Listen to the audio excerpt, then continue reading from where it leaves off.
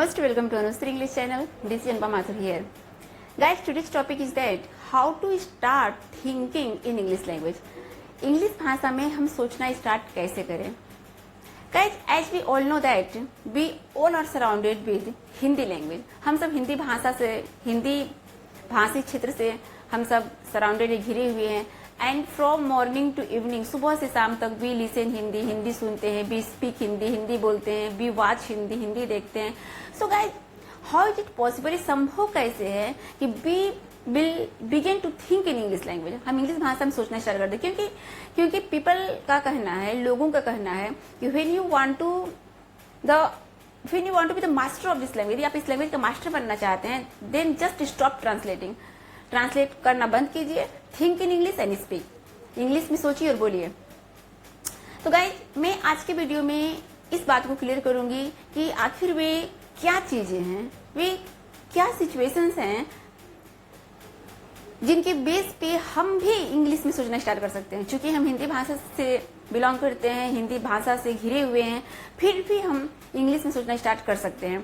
आखिर वे क्या ऐसी, वे कौन सी चीजें हैं, क्या कॉन्सेप्ट्स हैं जिनके बेस पे हम इंग्लिश में सोचना स्टार्ट कर सकते हैं. तो गाइस, आज की वीडियो में हम डिस्कस करने वाले हैं. So please without getting any delay, let's get into the video.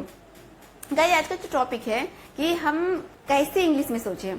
Guys, मैं आपको इस बात को क्लियर करूंगी कि सबसे पहले क्या जरूरी होता है, what is the most important thing in order to speak English language. English भाषा को बोलने की सबसे महत्वपूर्ण चीज क्या होती है. सबसे पहली बात गाइस, हम लोगों को जब हम हिंदी भाषा बोलते हैं तो हम लोगों को ऐसा कोई जरूरी नहीं है कि हमें वोकैब्स लर्न करने होते हैं और स्पेशली हमें कुछ एफर्ट करना होता है. क्योंकि हम बचपन से हिंदी सुनते हैं और उस माहौल में घिरे होते हैं, तो हमें हिंदी के लिए एफर्ट नहीं करना होता. बट यहाँ पे बात आती है इंग्लिश बोलने की. When it comes to speaking in English language, जब इंग्लिश भाषा बोलने की बात आती है तो जाहिर सी बात है कि हमें वोकैब्स रखने होते हैं. सो गाइस, आपको करना क्या है कि अगर आप हिंदी में बात करते हैं, अपने हिंदी सेंटेंस में कुछ इंग्लिश वर्ड्स को मिक्स कीजिए, यानी हिंदी वर्ड को रिप्लेस करके आप उसे इंग्लिश में थोड़ा सा यूज करने की कोशिश कीजिए. जैसे जितने बार ये एक्शंस आते हैं, हंसना, लिखना, पढ़ना, दौड़ना, खेलना, बात करना, यात्रा करना, मतलब जो भी एक्शंस वर्ड्स होते हैं, ज्यादा से ज्यादा एक्शंस वर्ड को आप इंग्लिश में यूज कीजिए. फिर जो भी मतलब नाउन, एडजेक्टिव, जितने भी मतलब जो कुछ वर्ड्स होते हैं, तो उन वर्ड्स को कोशिश कीजिए कि आप ज्यादा से ज्यादा इंग्लिश वर्ड यूज कीजिए. इस तरह से क्या होता है ना कि आप you will be habituated to speaking English words. आप आदी हो जाएंगे इंग्लिश वर्ड बोलने के, और ये काफी वर्क करेगा आपको इंग्लिश सेंटेंस फ्रेम करने में.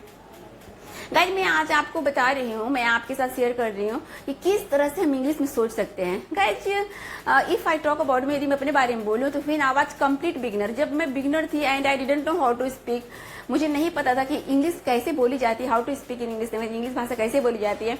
And when somebody use to speak to me, और जब मुझसे कोई कुछ कहता था कि like if you want to be the master of this language, if you want to get the perfection in this language, इस भाषा आप परफेक्शन चाहती हो, आप मास्टर बनना चाहती हो, देन स्टॉप ट्रांसलेटिंग. आप ट्रांसलेट करना बंद कर दो and start thinking in English. तो मैं सोचती थी, really I use to think how to start thinking in English language, English में सोचूं कैसे. But guys, nowadays I can say that अब मैं ट्रांसलेट नहीं करती, मैं डायरेक्ट इंग्लिश में सोचती हूँ. और ऐसा कैसे हुआ, अब मैं आपके साथ शेयर कर रही हूँ ऐसा कैसे हुआ.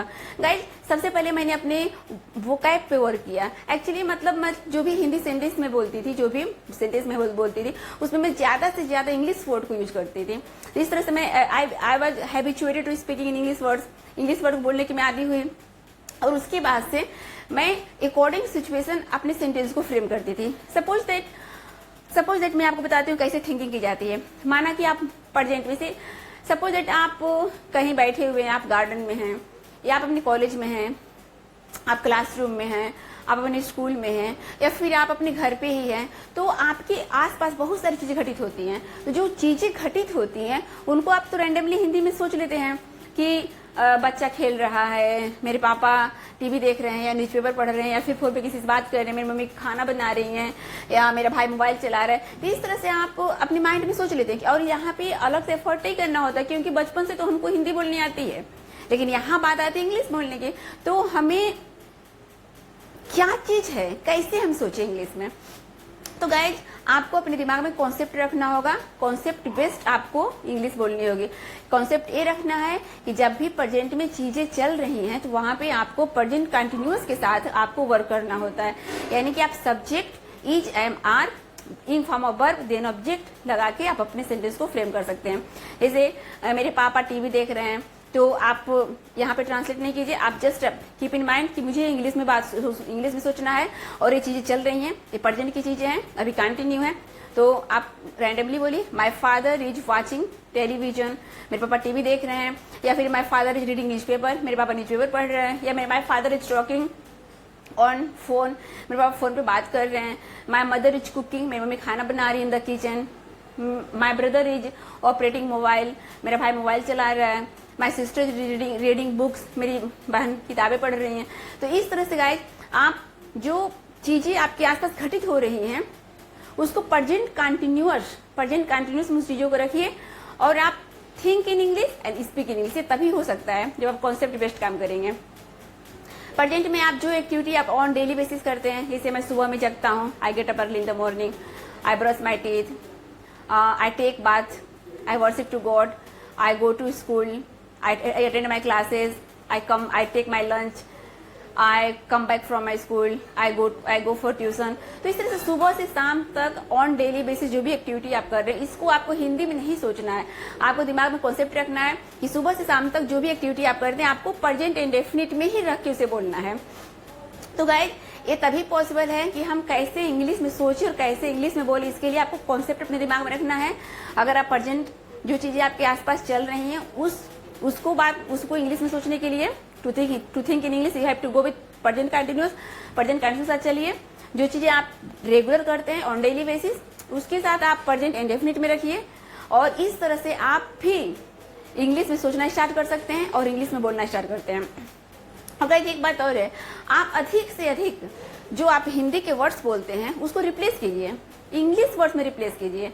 खाना, पीना, हंसना, मुस्कुराना, खेलना, दौड़ना, पढ़ना, लिखना, आना जाना, मतलब जितने एक्शंस होते हैं आप कोशिश कीजिए कि एक्शंस को आप ज्यादा एक्शंस को वोकैब को अपने दिमाग में रखिए, क्योंकि जब आपके दिमाग में वोकैब्स रहेंगे तभी आप अपने माउथ से अटर कर सकते हैं और आपका वोकल कोड काम करेगा। तो यही मतलब सभी लोग इसी नियम को फॉलो करते हैं, everybody follows and initially you will really feel a little bit of difficulty. शुरू में आपको थोड़ी बहुत कठिनाई होगी, but after some time gradually धीरे धीरे you will be the habituated of doing like this kind of thing। इस तरह चीजें